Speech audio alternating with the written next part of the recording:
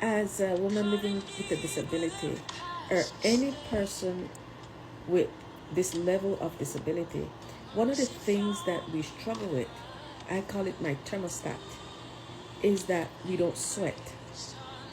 And when it's cold, we get extremely cold. And when it's hot, we get extremely hot. Because our bodies does not know how to regulate that. Now, this is horrible for a woman going through perimenopause, because there are times when you're going to have cold flashes.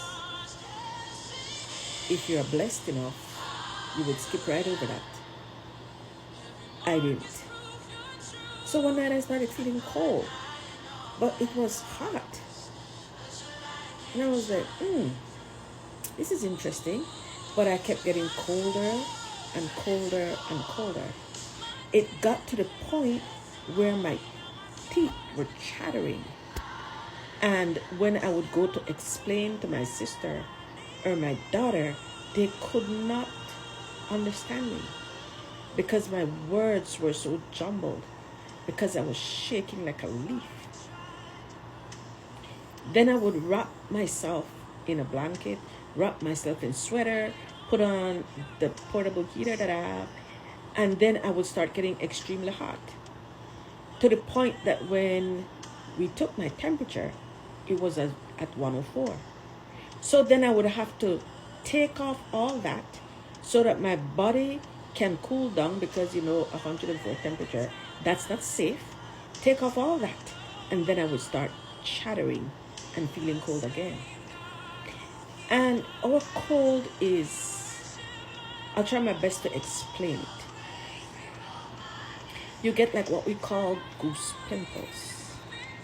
So your body starts to ache. My joints are aching. My neck is aching. My head is aching. I'm putting on socks. I am trying to keep as warm as possible, but at the same time trying not to spike my temperature. This lasted like 3 days. That was one of the worst ones I ever had. I've had a couple more after that, but not that intense. That one was scary. And as you're having these episodes, my entire body goes weak. Weak to the point that usually I try to help my daughter lift me, but your body is so racked with pain and you're shaking so much that it's almost impossible to help catapult your weight into the chair or in the bed. I've read where you can take hot showers. That didn't work.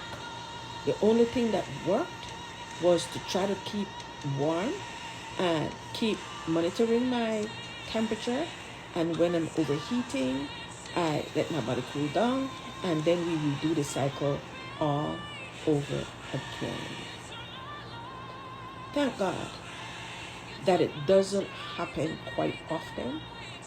Thank God that when it does happen now, along the way with perimenopause, you learn little tricks and so forth. So I would drink a cup of hot ginger tea to try to warm me up.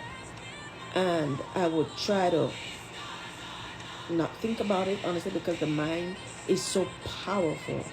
I would try my best not to think about it.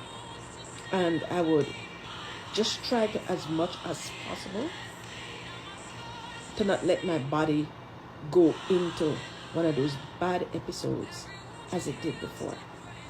Join me again later.